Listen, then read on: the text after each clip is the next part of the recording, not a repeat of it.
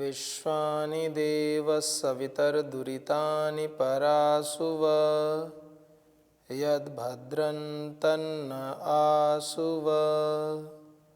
ओम शांति शांति शांति।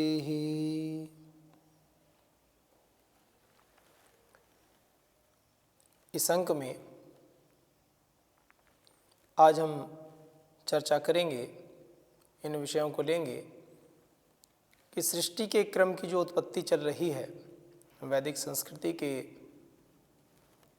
इस भाग में, हम सृष्टि के क्रम के विषय में चर्चा कर रहे हैं कि संस्कृति का जन्म हुआ, वैदिक संस्कृति कैसे प्रतिष्ठापित हुई, तो इससे पूर्व में सृष्टि ही कैसे उत्पन्न हुई।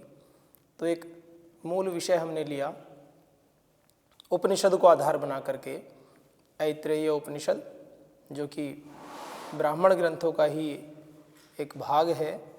ऐत्रेयी ब्राह्मण के द्वितीय आरण्यक के चौथे, पांचवें और छठे अध्याय वही इसमें लिए गए हैं। इन्हीं को ऐत्रेयी उपनिषद कहा है। उसमें ब्रह्म विद्या के विषय में कैसे एक ही आत्मा से कैसे सृष्टि की उत्पत्ति हुई, कैसे लोकों की रचना हुई, कैसे लोकपालों की रचना हुई, और फिर अंततः आते आते हम बात देखेंगे कि वेद आदि ईश्वरीय जो विधान हैं, ज्ञान हैं, कैसे वेद, कैसे संस्कृति की रचना, कैसे माने भारत भूमि पर या कहें पूर्व में कि इस ब्रह्मांड में जितने भी भूमि हैं, जहाँ पर भी जीवन है, वहाँ पर भी ज्ञान की उत्पत्ति कैसे हुई। तो उसी क्रम में हम सृष्टि को देख रहे हैं। तो पहले पाया कि पहले ईश्वर के रूप में केवल एक आत्मा था, फिर उन्होंने एक संकल्प किया, संकल्प मात्र से फिर सृष्टि की रचना हुई। सृष्टि की रचना में कैसे हुआ, पंच महाभूतों से पहले लोकों की रचना हुई। तो हमने 4 लोकों के विषय में पढ़ा। कौन कौन से लोक हैं? सबसे पहले अंभस लोक, द्युलोक जिसका आधार है, स्वर्ग लोक जिसका आश्रयभूत है, फिर ओम जनः तपः सत्यम, ऐसे ये लोग माने द्युलोक, और उसके ऊपर के लोक जिसका द्युलोक प्रतिष्ठा है, आश्रय है, और उसके ऊपर के जितने भी लोक हैं वो सभी अंभस लोक ऐसे कहते हैं। उसके पश्चात मरीचि लोक, मरीचयः, उसमें रश्मियाँ बहुत रहती हैं, किरणें बहुत हैं, सूर्य आदि, तो उसको मरीचि लोक कहते हैं। अंतरिक्ष लोक, फिर तीसरा लोक कौन सा? मरा, मृत्यु लोक, जिसमें प्राणी मरते हैं, इस कारण से इसका नाम मृत्यु लोक। तो 3 लोक। चौथा लोक पाताल लोक, आपस। तो इस प्रकार से, और इन सभी लोकों में जल तत्व की प्रधानता है, तो इसलिए इन सभी को आप लोक भी कहते हैं। तो अभी हम आगे इस विषय में देख रहे हैं कि जब लोकों की रचना हो गई, तो लोकों की रचना के अनंतर लोकपाल की रचना करनी आवश्यक है, उनके रक्षण के लिए, उनकी देखभाल के लिए, जैसे हम करते ही हैं। तो कैसे रचना हुई?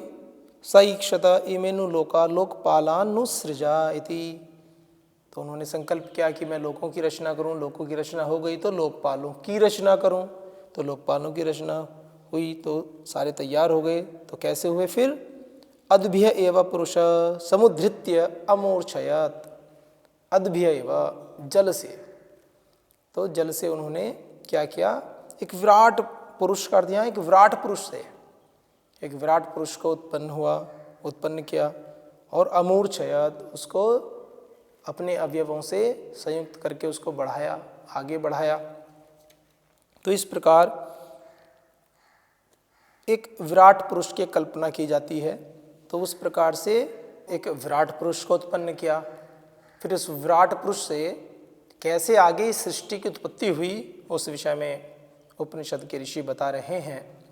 कह रहे हैं, तस्य अभितप्तस्य मुखम निरभिद्यत यथा अंडम, कि उस ईश्वर ने अपने संकल्प से, ईश्वर का तप कैसा है, तस्य अभितप्तस्य, कैसा तप है ईश्वर का, ज्ञानमयम, यस्य ज्ञानमयम तपः, श्रुति बताती है हमें कि ईश्वर का तप कैसा है, ज्ञानमय तप है। वो अपने अभिध्यान से, अपने संकल्प मात्र से सृष्टि की रचना करते हैं, मनुष्य की तरह नहीं है, वो तो सर्वशक्तिमान है।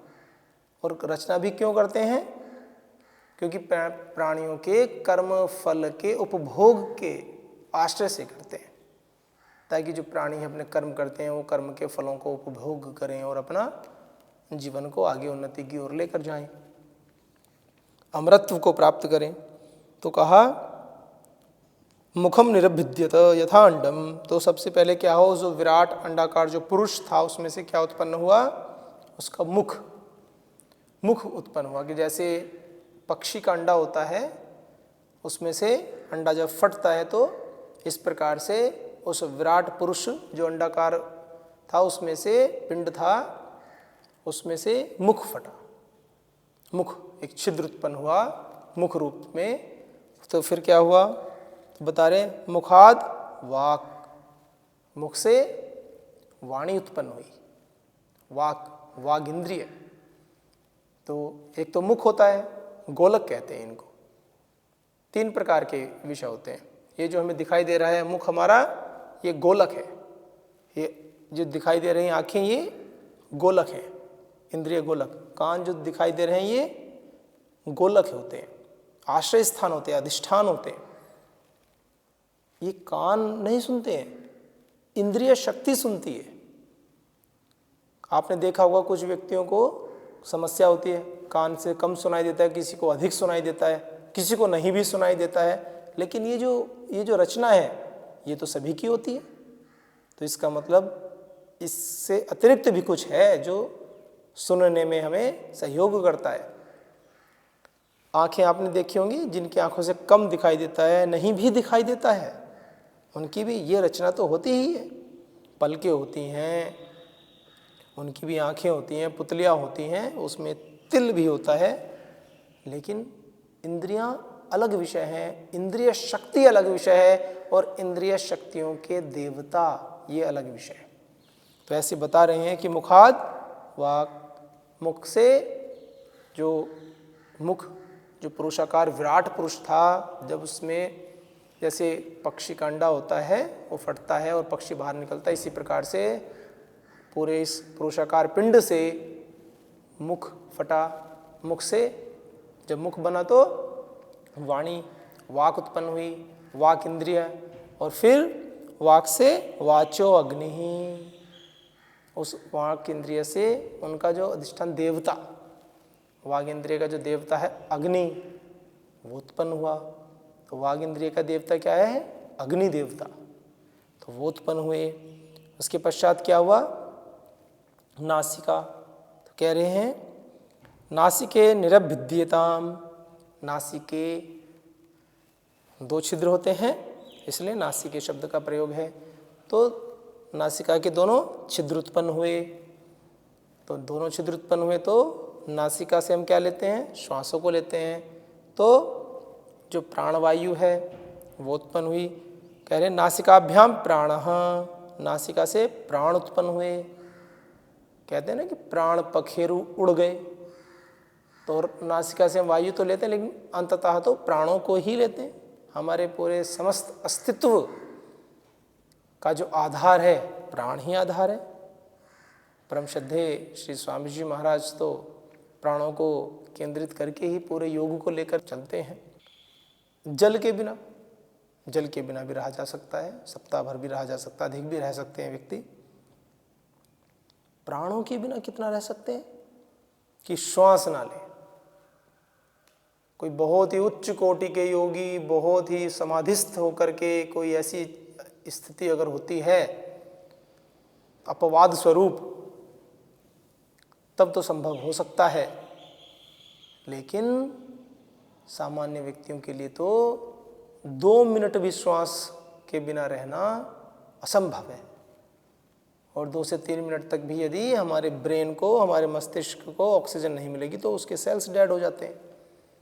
माने हमारे संपूर्ण अस्तित्व की जितनी भी रचना है वो सारी रचना प्राणों के ऊपर कितनी निर्भर करती है। तो वो प्राण किसके देवता हैं? नासिका से प्राण उत्पन्न हुए और प्राणों से, प्राण के देवता प्राणाद वायु, प्राणों से वायु रक्षिणी, प्राणों से वायु उत्पन्न हुई, यानी प्राणों के देवता वायु देवता हैं। तो जो वायु देवता होते हैं वही तो हमें प्राण देते हैं। उसी में ऑक्सीजन भी लेते हैं और भी कई प्रकार की गैसें लेते हैं हम, लेकिन ऑक्सीजन का भरपूर मात्रा में प्रयोग होता है, बाकी ऑक्सीजन भी निकल जाती है और अन्य भी गैसें निकलती हैं। संपूर्ण ऑक्सीजन जितनी हम लेते हैं उतना प्रयोग हम नहीं कर पाते हैं। इसलिए परम श्रद्धेय श्री स्वामी जी महाराज बताते हैं ना कि हमें प्राणायाम करने चाहिए, भस्त्रिका प्राणायाम। इससे क्या होता है, हम ऑक्सीजन को बहुत अधिक, प्राणों को बहुत अधिक, अर्थात अंततः कहें तो वायु में उपस्थित जो प्राण तत्व है उसको अधिक से अधिक हम कंज्यूम कर पाएँ, उसका अधिक से अधिक उपभोग कर पाएँ, तो उससे हमारी जीवनी शक्ति प्रबल होती है, आरोग्य मिलता है।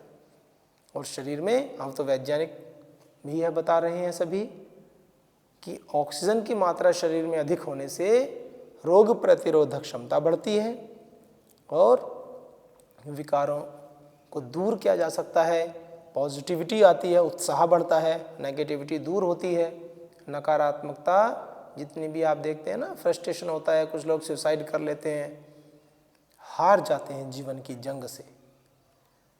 तो प्राणायाम करने से हमारे शरीर में प्राण शक्ति बढ़ती है, जीने की शक्ति प्रबल होती है और जो निषेधात्मक विचार हैं, जो निषेध हैं जीवन के, उनसे सहज रूप से हम हटते चले जाते हैं। बिना चाहे, अनचाहे रूप से ही वो स्वतः ही कार्य होता रहता है और किसी भी प्रतिकूल परिस्थिति आने पर भी हम उससे विचलित नहीं होते हैं। हमारे जीवन में आशा का दीपक सदैव प्रज्वलित रहता है। जिस प्रकार सूर्य भगवान प्रातःकाल उदय होते हैं और सारे तिमिर को नष्ट कर देते हैं, इसी प्रकार जब व्यक्ति योग करता है, प्राणायाम करता है, तो उसके जीवन के सारे विकार नष्ट हो जाते हैं, सारी निराशाएं नष्ट हो जाती हैं, जीवन में उत्साह उत्पन्न होता है, उदय होता है, निष्ठा उत्पन्न होती है, आशाएं उत्पन्न होती हैं, नए विचार उत्पन्न होते हैं, ऊर्जा उत्पन्न होती है और मनुष्य मानव से महामानव बनने की ओर यात्राएं करता है, कठिन से कठिन लक्ष्यों को पा लेता है, नित्य नए नूतन संकल्प करता है और उनको पूरा करने के लिए पुरुषार्थ करता है। कितनी बड़ी शक्ति है प्राणों की। और ये रोग का पक्ष तो केवल एक पक्ष है, रोग तो केवल एक पक्ष है। आप कहिए योग का 100% अगर कोई लाभ है तो उसमें से 1% शारीरिक पक्ष को लेकर के है। 99% योग का जो पक्ष है वो तो हम लोग अनभिज्ञ हैं। हम तो बस ये सोचते हैं कि प्राणायाम किया और ठीक हो गए, ये भी बहुत बड़ी बात है, ये कोई छोटी बात नहीं है। लेकिन योग के जो पक्ष हैं, आध्यात्मिक उन्नति करना, जीवन में धृति क्षमा दमोस्तयम शौचम इंद्रिय निग्रह धीर विद्या सत्यम क्रोध दशकम धर्म लक्षणम, ये धर्म के लक्षणों को बढ़ाने वाला योग होता है। जीवन में धैर्य आता है, अहिंसा की वृत्तियां बढ़ती हैं, हिंसात्मक वृत्तियों का दमन होता है। जितनी भी चित्त की अस्थिर वृत्तियां हैं, क्लिष्ट वृत्तियां हैं, उनको धीरे धीरे नाश हो जाता है और जीवन में अभ्युदय के साथ साथ निश्रेयस की प्राप्ति होने लगती है। हम अध्यात्म के पथ पर बढ़ते जाते हैं। हमारे जीवन में शांति और सहजता, प्रसन्नता और गंभीरता साथ साथ उदय होने लगती हैं। योग का बहुत बड़ा पक्ष है, प्राण शक्ति का बहुत महत्व है। तो वायु देवता हमें प्राण शक्ति देते हैं और उससे क्या होता है, हमारा जीवन चलता है। तो वायु को हमें प्रदूषित नहीं करना है। इसका सीधा सीधा एक ये भी संदेश आता है कि जो देवता हैं, हमें अपने देवताओं को प्रदूषित नहीं करना है, क्यों नहीं करना है? क्योंकि इन देवताओं के माध्यम से हमें प्राण शक्ति लेते हैं, ऑक्सीजन नहीं लेते, केवल प्राणों की सुरक्षा होती है इनसे। साक्षात प्राणों को ले रहे हैं हम वायु देवता से। तो ऐसे वायु देवता जो हमारे प्राण के साक्षात आधार हैं, आधारभूत तत्व हैं, क्या हमें उन्हें प्रदूषित करना चाहिए? नहीं। वायु प्रदूषण कितने प्रकार के होते हैं, विज्ञान के किताबों में पढ़ाया जाता है, जनरल नॉलेज में बताया जाता है कि ध्वनि प्रदूषण होता है कितने प्रकार का, कारखानों से निकलता है धुआं वो कितने प्रकार का, पर्व हैं, त्योहार हैं, यहाँ तक कि पशुओं को जो मारते हैं उनकी इच्छा के विरुद्ध प्रत्येक जीव प्रतिकार करता है हिंसा का, और तड़पा तड़पा कर उनको मारा जाता है। तो जो चीखें निकलती हैं जिस समय उनके शरीर प्रतिकार करता है, पूरा शरीर, और चिल्लाते हैं पशु, तो उससे भी प्रदूषण होता है बहुत भयंकर। और वो प्रदूषण ऐसा प्रदूषण है, वो हमें ऐसा दिखता नहीं है, उसके बहुत बड़े प्रभाव होते हैं, बहुत बड़े। यहाँ तक कि जो वाइब्रेशंस होते हैं वो पूरे सिस्टम को हिला कर रख देते हैं, पूरे तंत्र को, बैलेंस होता है उसको हिला देते हैं। तो इसलिए हमें इस प्रकार के कृत्यों से भी बचना चाहिए, दूर रहना चाहिए, और भरसक प्रयास करना चाहिए कि कोई गलत कर्म ना करे। संवैधानिक दायरे के अंदर रह करके पूर्ण प्रयास करें कि समाज में इस प्रकार के कृत्य ना हो जिससे सृष्टि को कोई नुकसान पहुंचे, क्योंकि अंततः हमारे को ही मिलता है, हमें ही लौट कर आता है। हम अच्छे कर्म करते हैं तो अच्छे फल मिलते हैं, बुरे कर्म करेंगे तो बुरे कर्म मिलेंगे, सीधी सी बात है। अवश्यमेव भोक्तव्यम कृतम कर्म शुभाशुभम, अवश्यमेव भोक्तव्यम कृतम कर्म शुभाशुभम। जितने भी किए गए कर्म हैं, अच्छे कर्म हैं अच्छा फल मिलेगा, बुरे कर्म हैं बुरा कर्म मिलेगा, बुरा फल मिलेगा। अवश्यमेव भोक्तव्यम है, अवश्य लगाया है, भोक्तव्यम नहीं कहा केवल कि हम भोग लेंगे, कहा अवश्य भोगेंगे आप। अच्छे कर्म किए तो अच्छा फल मिलेगा। किसी पुण्य कर्म में आपने दान किया है, दान का भी एक बड़ा विषय है, तो आपको पुण्य फल मिलेगा।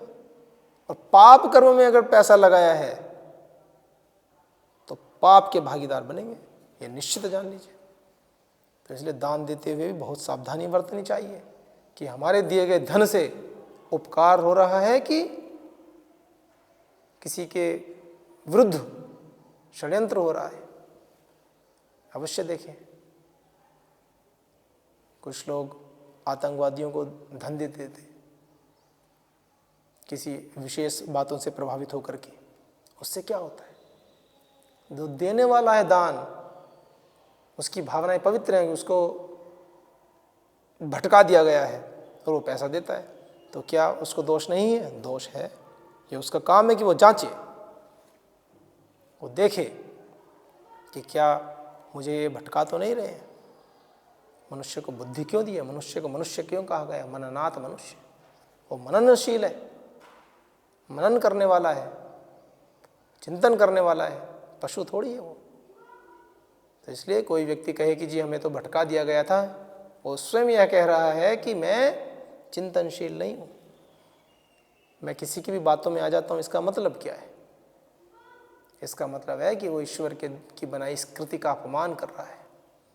जब आपको बुद्धि दी है तो आप उससे विचारिए, और नहीं पता तो कुछ अन्य लोगों से पूछिए जो आपसे बड़े हैं। और वेद तो सृष्टि के आरंभ से हैं। वर्तमान तात्कालिक समय तो व्यक्ति कह सकते हैं कि मैं अमुक पंथ का हूँ, मैं अमुक मजहब का हूँ, लेकिन वेद तो इन सभी मजहबों की उत्पत्ति से करोड़ों वर्ष पूर्व की बात है। तो जो मूलभूत ज्ञान है सृष्टि का, मूलभूत संविधान है सृष्टि का, वेदों में है, उपनिषदों में है। पढ़िए, इस पे कोई मोहर तो लगी हुई नहीं है कि ये अमुक जाति का है। ये तो मनुष्य मात्र के लिए पढ़ने की दृष्टि से, और इसके विषय प्राणी मात्र के लिए है, पूरी समस्त सृष्टि के लिए है। कैसे हम अनुकूलता से उसको बरतें। तो इसलिए प्राणों की रक्षा करें, वायु की रक्षा करें, वायु देवता की रक्षा करें। अर्थात वायु देवता की रक्षा करना कैसे है? कोई 4-5 हर घर में पुलिस वाले तैनात करेंगे बंदूक लेकर के कि वायु देवता की रक्षा करेंगे। वायु देवता की रक्षा करने का तात्पर्य है वायु को प्रदूषित ना करें। यही वायु देवता की पूजा है। कुछ लोग पूजा के चक्कर में भी इधर उधर की बातों में पड़े रहते हैं। पूजा करनी है।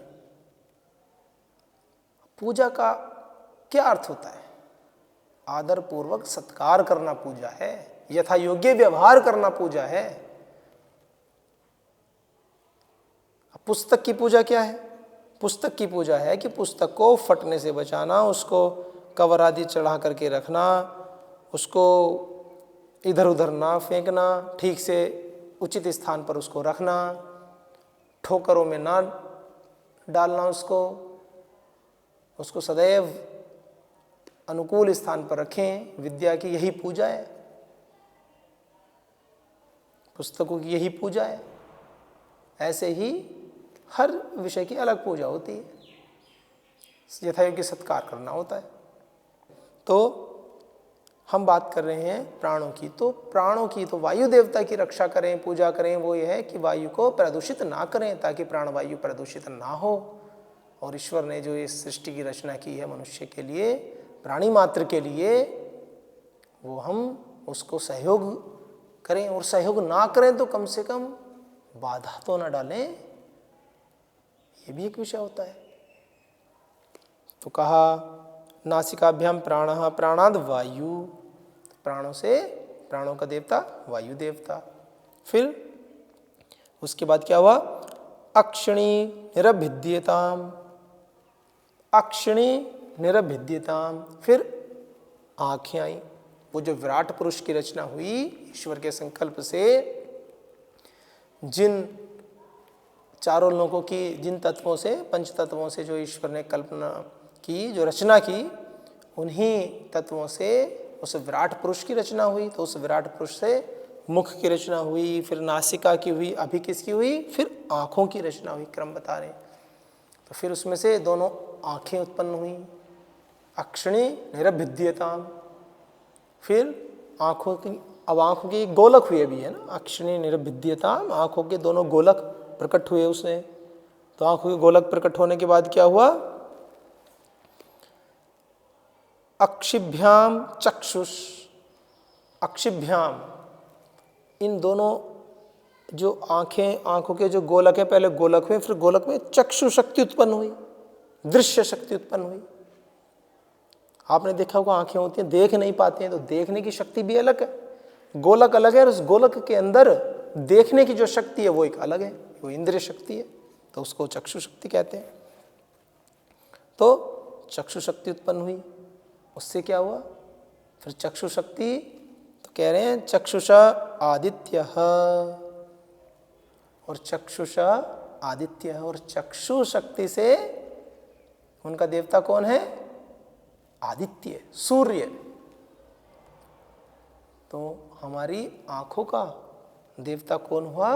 चक्षु इंद्रिय जो है उसका देवता हुआ सूर्य। तो देवताओं की पूजा का विधान है ना कि सूर्य देवता की पूजा करते हैं, और कुछ परंपराओं में सूर्य को अर्घ्य प्रदान करते हैं। तो तरीका क्या होता है? वो होता है कि ऐसे ऊपर से देते हैं, और जो जल की धारा होती है उसमें से उगते हुए सूर्य को देखना चाहिए। तो वो आँखों के कुछ रोगों को नष्ट करने वाले होते हैं, वो एक विधा है। और करेंगे क्योंकि वो देवता ही तो है, वो आँखों के ही देवता हैं सूर्य। देखो उपनिषद के ऋषि बता रहे हैं चक्षुषा आदित्य है, आँखों के देवता, आँखों की जो शक्ति है उस शक्ति के देवता कौन है? सूर्य देवता। प्रातःकाल त्राटक क्या करें? अभी तो कितना सुंदर वातावरण है। आप प्रातःकाल उठ करके जिस समय भी सूर्योदय होता है प्रातःकाल का सूर्योदय। कभी कभी ऐसा भी होता है जाड़ों में 2 बजे सूर्य निकला है, 2 बजे का सूर्य तो तीव्र होता है, उस समय पर त्राटक नहीं करना चाहिए। प्रातःकाल जैसे 6 बजे 7 बजे तक जब सूर्य उदय होता है, लालिमा के साथ थोड़ा थोड़ा हल्का हल्का हल्का लाल होता है, फिर धीरे धीरे धीरे धीरे बढ़ता रहता है, हल्का पीला, फिर एकदम से तेज हो जाता है, तब उस समय नहीं। तो जिस समय वो हल्का हल्का निकलना शुरू होता है उस समय बिल्कुल शांत स्थिर होकर बैठ जाएं, कुछ देर प्राणायाम करें और फिर जब सूर्य निकलना शुरू हो जाए तो फिर त्राटक का अभ्यास करें। तो उससे क्या होगा, हमारी चक्षु शक्ति बढ़ती है, क्योंकि वो देवता ही उसके हैं, और एकाग्रता बढ़ती है। तो शुरू में आपको पानी आएगा, आँखों से आएगा, कोई बात नहीं, है ना। तो ये बता रहे हैं आँखों के देवता कौन है, सूर्य देवता। तो 3 बातें हो गई। वाणी के देवता कौन है, वाग इंद्रिय उत्पन्न हुई, वो वाग इंद्रिय के देवता इन्होंने बताया अग्नि देवता। वाणी के देवता हैं अग्नि, और नासिका के देवता हैं वायु देवता प्राण, और आँखों के देवता हुए आदित्य सूर्य देवता। फिर आगे क्या हुआ, मुख हो गया, नासिका हो गई, अक्षिणी आँखें हो गई, अब कान। कह रहे कर्णौ निरभिद्येताम, दोनों कान के गोलक उत्पन्न हो गए। फिर कर्णाभ्याम श्रोत्रम, फिर कर्णों से क्या हुआ, श्रोत्रम, ये श्रोत्र इंद्रियां उत्पन्न हो गई। श्रोत्र इंद्रिय जो सुनते हैं, जिससे एक तो कान के गोलक हो गए और एक इंद्रिय शक्ति जिससे कि हम सुनते हैं, तो वह इंद्रिय शक्ति उत्पन्न हुई। फिर कह रहे हैं कर्णाभ्याम श्रोत्रम, श्रोत्रात् दिशः। अब जो श्रोत्र हैं, जो शब्द सुनते हैं, उसका देवता कौन है, दिशाएं। तो दिशाएं, अब दिशाएं कैसे हैं, 10 दिशाएं होती हैं, हम जानते हैं, लेकिन मुख्य रूप से हम किसको मानते हैं, पूर्व पश्चिम उत्तर और दक्षिण, तो 4। तो ऐसे वो दिशाएं उत्पन्न हुई। तो इस विषय में हम जानकारी आगे करेंगे, और अभी कैसे कैसे पूरे विषय में हृदय कैसे उत्पन्न होगा, कैसे आगे विषय बढ़ेंगे, फिर कैसे अन्न, कैसे सृष्टि में और भी बहुत सारे विषय हैं, प्राण आएंगे। तो इन सब विषयों को आगे बढ़ेंगे, अगले अंक में पढ़ेंगे। धन्यवाद।